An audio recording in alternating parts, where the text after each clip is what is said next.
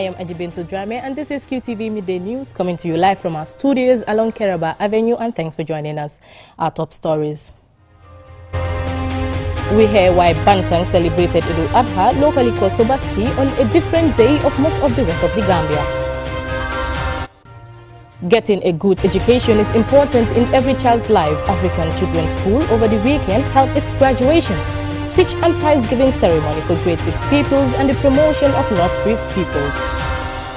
We hear from farmers in the Central River region the reasons why post-harvest wastage. We hear how a QTV broadcast led to a community getting relief from its water woes.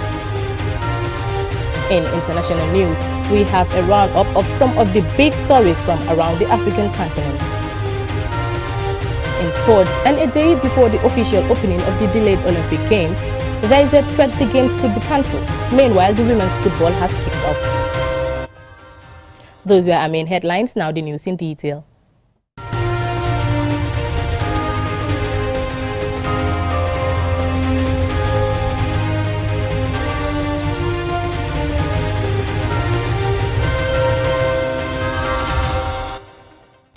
Idul Adha, also called the Feast of Sacrifice, was celebrated on Wednesday at Bansang, unlike much of the Gambia, where it was celebrated on Tuesday, 20th July. Our regional reporter, Ibrahim Jallo, went to find out why. This is not the first time the people of Bansang have not observed Idul Adha on the same day as the rest of the country.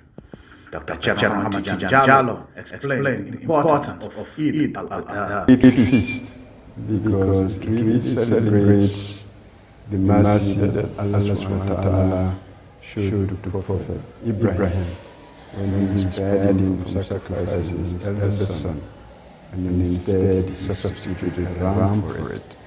And Muslims since the time of Prophet Muhammad sallallahu celebrate this day and express gratitude to Allah subhanahu wa ta'ala for that mercy which also transcends all mankind. So we are all really beneficiaries of that mercy. That is one thing. The second thing is that it also marks the Hajj. And the Hajj, as we know, is one of the 5 pillars of Islam that every able-bodied Muslim who has the means should perform at least once in their lifetime. So this occasion also marks it. But there is another dimension which is become cultural. It is a day of celebration within families, within communities, among friends and well-wishers throughout the world, in the whole Muslim community. So it really is a great day, as the name. Dr. Chairman Jallo further explained the reason why Bansang did not observe Eid al-Adha with other part of the country. Take note of is that we are thankful to God that everybody has been given an opportunity to observe this day. The fact that some pray yesterday or today, we just pray to Allah subhanahu wa ta'ala to accept all our devotions, all our acts of supplications, our dua, and our acts of worship. I think that's the most important thing. Islam has always recognized that communities decide on so many things, like, for example, fasting the month of Ramadan. The hadiths are clear that you should fast when you observe the moon, and you should break your fast when you observe the moon. So communities throughout the history of Islam have followed that, and therefore there have always been days in which there are differences in the way we commemorate. But the important thing is the unity of the Muslim Ummah, and the fact that Allah in His mercy accepts our prayers and our supplications. So that's the important message to say, not so much to dwell on controversies, but to look back and say that Alhamdulillah, we are able to do the Eid, whether it's Tuesday or today, in peace, in tranquility, which is very different from the past, where there was a lot of controversy, a lot of threats, but now everybody can observe the way they best think they should observe the Eid. And Alhamdulillah, we are able to do that. Eid al-Adha is celebrated throughout the Muslim world through acts of kindness and charity to the less fortunate in this society. in commemoration of Prophet Ibrahim and Ishmael's willingness to sacrifice everything for the sake of Allah. It has become a tradition that those that are financially capable slaughter rams. Reporting for QTV News, I am Ibrahim F.Y. Jallo. African Children's School over the weekend held its graduation, speech and prize-giving ceremony for grade 6 pupils and the promotion of nursery pupils. The event was held at the school premises in Brusubi. Babakasi reports. The graduation saw the promotion of pupils from nursery 3 to primary 1 and graduation of grade 6 pupils who are finally leaving the school to continue their education in other schools. At a colorful ceremony attended by parents, other students and nursery children who showcased their knowledge in reading, spelling, drama, poetry and debates among others. Two of the parents, Brown and Yasin Derrick, moved to the Gambia with their child from Scotland before COVID started. This school is a very good school because we came here at the very late part of the education time. My daughter was in Scotland for many years, due to the COVID. He couldn't even read up to even the numbers 1 to 20, but from here she started reading 1 to up to 200 easy basic. Spelling is absolutely amazing. Best school. The education system is very good. When we came several months ago, Safia, because of COVID, had missed many school hours in the UK, and she has caught up very, very quickly, and now she has fantastic grades. And it's simply because they just seem to do things properly in this school. And we're very, very happy. We could not be tempted to go to another school at all. We'll be coming here as long as our age permits her to come. Musa Jammeh is a cluster monitor officer from the Ministry of Basic and Secondary Education. According to him, African Children's School is among the best in the country. Mr. Justin will be here around 6:30. And almost all the staffs will make sure that they are in school before 7:30 to welcome your children. And this is one of the right thing, discipline, ethics, because time is very, very vital. And we always monitor the number of contact hours that each school has. We understand that this school always have the greatest number of contact hours.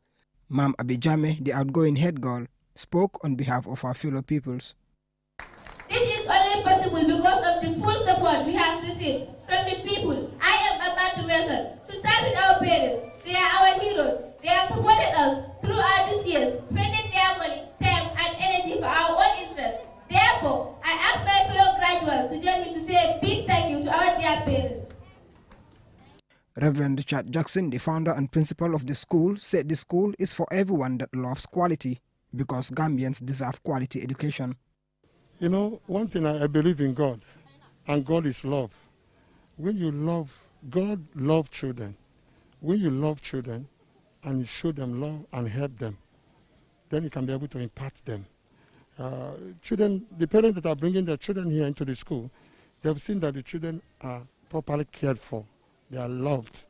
When they enter into the school, they don't go out. Everything is in within there. They learn within the school ground. And the parents love that the children are learning. And our method of teaching is very, very advanced. We see our children from grade 4, 5, go to grade 7 because of the quality of what we give them. You understand? So parents, Gambians love quality. At the end of the ceremony, Reverend Richard Jackson presented a new motorbike to Mr. Fati, who was described as the most hard-working teacher in the school. Babu Karsi, QTV News.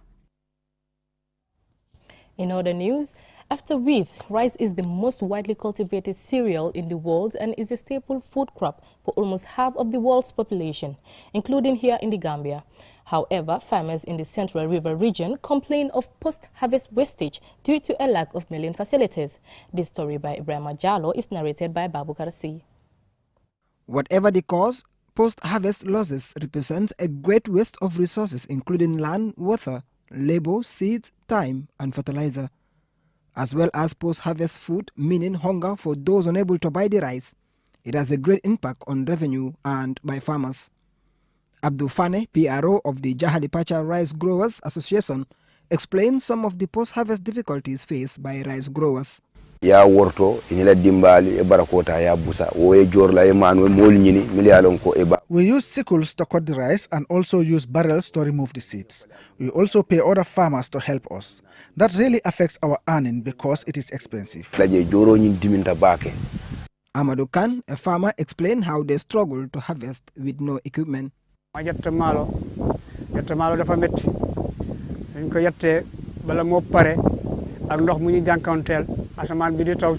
Harvesting rice is very difficult. Sometimes it rains when we start harvesting. The seeds will regerminate if you do not act quickly.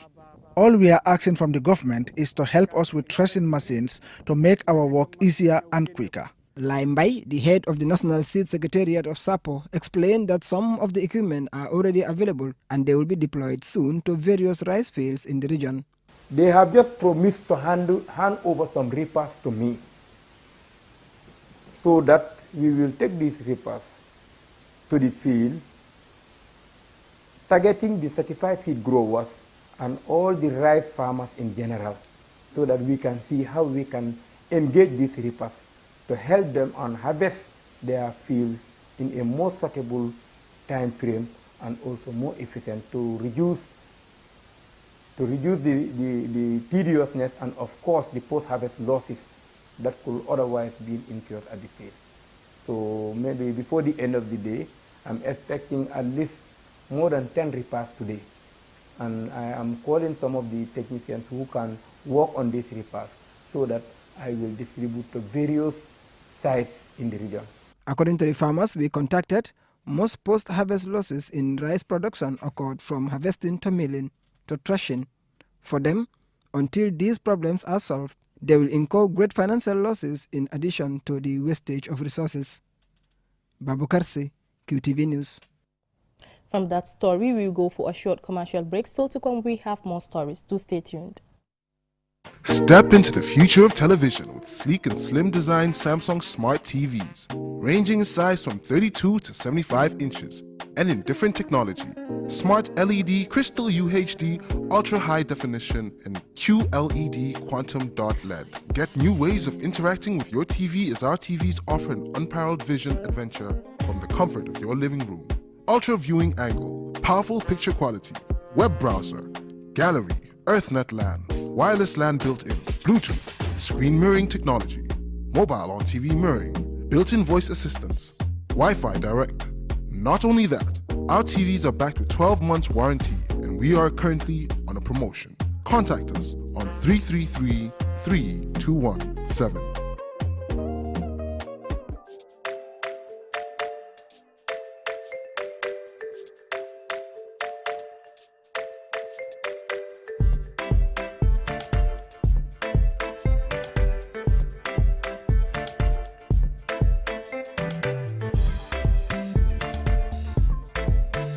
With such exceptional prices, impossible to miss the Butty Days. Butty Days is the unmissable appointment of Butty Mart. From the 17th to the 31st of July, take advantage of exceptional discounts up to 50% off on several product family. The best quality, price ratio for the best construction is at Butty Mart. So don't wait anymore. Let's hit the road for the Butty Days. Butty Mart, everything for construction, from foundation to finishing.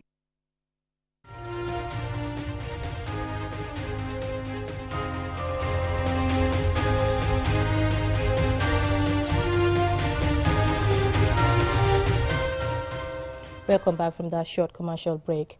Following a QTV News broadcast about a serious water crisis in Saresaj Lake in Kiang, Hope True Clothes, a charitable organization in Canada, through the Khadija Foundation in the Gambia, have provided a borehole for the community.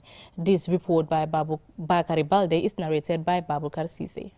The community of Saresaj village in Kiang Central has been rejoicing after a new borehole was inaugurated on Wednesday. The village is approximately 7 kilometers off the main highway and less than a kilometer from the border with Casamance. During the inauguration, Mohamed F. Jabi, the vice chair of Khadija Foundation, explains the challenges the community was facing.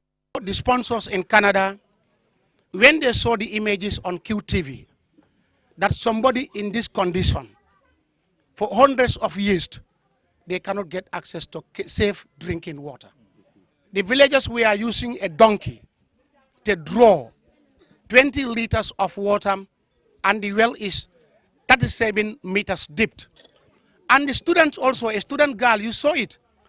The girl also is there fetching the same quantity of water. How can you compare a donkey to a human, particularly a girl child?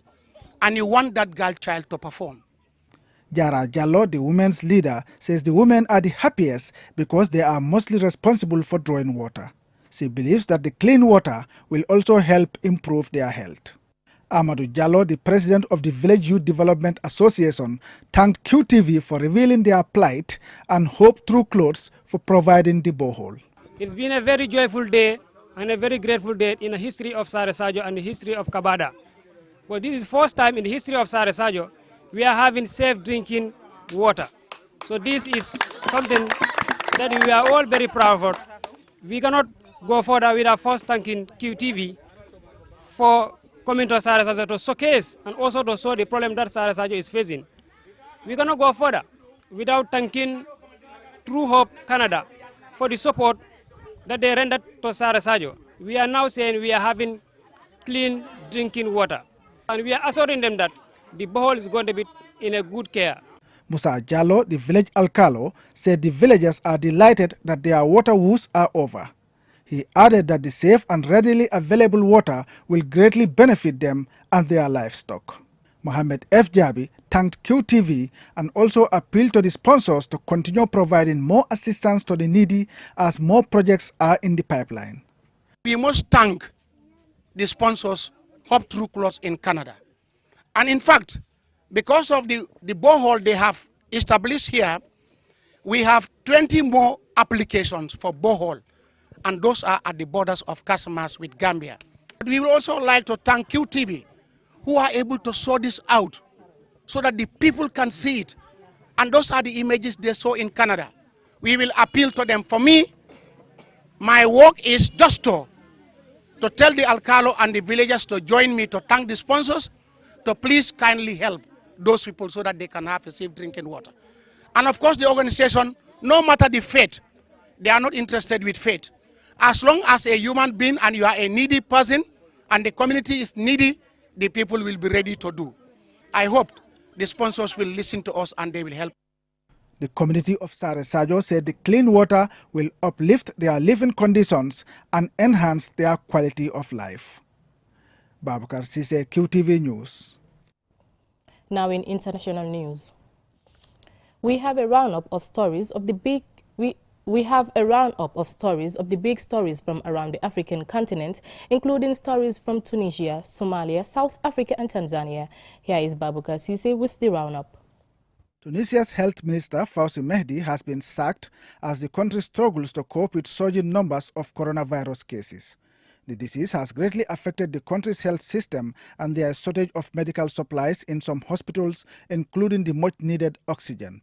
Health officials have warned that the system was reaching breaking point with 200 deaths per day and that Tunisia needed a serious revamp of its vaccination program in order to help stem the spread of the virus. The U.S. on Tuesday carried out airstrikes against Al-Shabaab militants in northern Somalia. The U.S. Defense Department spokesperson Cindy King said the U.S. was supporting the Somali army that was under attack by the militants. It is the first airstrike since President Joe Biden took office. The damage caused by the airstrike is now being assessed, but initial findings revealed that no civilians were injured. Former President Donald Trump had increased airstrikes in Somalia during his time. Trump also ordered that 700 special forces deployed at Somalia be withdrawn just before he left office. Al-Shabaab militants have carried out several attacks in Somalia, killing thousands of civilians. After the jailing of former South African President Jacob Zuma, the authorities have estimated that about 40,000 businesses have been affected in KwaZulu-Natal province alone. More than 200 shopping centers, 1,400 cash point machines, and 90 pharmacies have been destroyed. The estimated cost to the economy has been put at over $1 billion. 150,000 jobs has been put at risk by the unrest. Jacob Zuma appeared by video link in court on Monday to seek a further delay in his corruption trial. While the government has largely restored order in the streets, there were fears Zuma's latest court appearance could again trigger violent protests from his support base. But they did not immediately materialize. In fact, spontaneously, on Nelson Mandela International Day, many used the day to clean up the debris left behind by the destruction.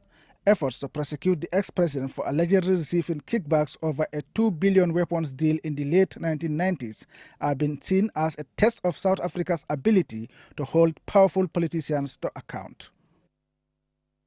Tanzania's main opposition party, the Party for Democracy and Progress, also known as Chadema, says police have detained their leader, Freeman Mbowe, just hours before he was due to speak at a conference on demands for constitutional reforms. The statement from Chadema's communication director, John Morema, shared on Twitter, says Freeman Mbowe and 10 other Chadema members were rounded up at night in Tanzania's northwest port city of Mwanza. The party condemns the repression of the rights of Tanzanians with the strongest force. These are signs that the dictatorship that existed during the rule of President John Magufuli continues, the statement said. The event at which Mbowe was due to speak was organized by Chadema's youth wing. Babukar Sise, QTV News. In sports, even as the first sports in the delayed Olympic Games get underway, there is controversy surrounding the Games. Toshiro Muto, the chief of the Tokyo 2020 organizing committee, says he does not rule out cancelling the Olympics if COVID-19 cases spike, Adedrami reports. Toshiro Muto made the comment as more athletes tested positive for the virus and sponsors ditched plans to attend Friday's opening ceremony.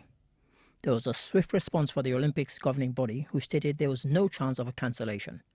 For many people, the Olympics Games means athletics, but of course there are many other sports featured. One of those sports, the women's football tournament, kicked off with a bang. World champions USA, with a team packed with all their stars, lost 3-0 to Sweden in their opening match. Captain Megan Rapinoe said after the game, "We were bopped and we did some dumb stuff." The USA's loss was even more shocking as the team had been on a 44-game unbeaten run. Africa's first appearance in this final was not a good one, as Zambia were trounced 10-3 by the Netherlands.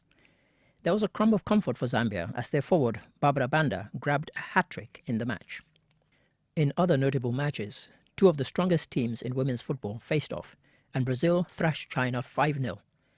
Brazil's star Marta scored twice, becoming the first player to score in 5 consecutive Olympics, taking her total tally to 12. Her teammate, 43-year-old defender Formiga, extended her record of competing in all 7 women's Olympic tournaments since women's football was introduced in 1996. In another match, Team GB won 2-0 against a poor Chile side and should have won by much more, while Australia beat neighbours New Zealand 2-1 in the last game of the day. The opening ceremony is 2 days away, and it remains to be seen whether there will be an 11th hour cancellation. For those waiting for athletics, that gets going on the 30th of July. For QTV News, I am Ade Darami. Before we close, here's a recap of our main headlines. Celebrated Eid al-Adha, locally called Tobaski, on a different day to most of the rest of the Gambia. Getting a good education is important in every child's life. African Children's School over the weekend held its graduation, speech and prize-giving ceremony for grade 6 pupils and the promotion of nursery pupils. We hear from the farmers in the Central River region the reasons for post-harvest wastage. We heard how a QTV broadcast led to a community getting relief from its water woes. In international news, we heard a roundup of some of the big stories from around the African continent. In sports, and a day before the official opening of the delayed Olympic Games, there is a threat the Games could be cancelled. Meanwhile, the women's football kicked off on Wednesday. Well, that's it from me in today's Midday News. Thank you for watching and have a nice day.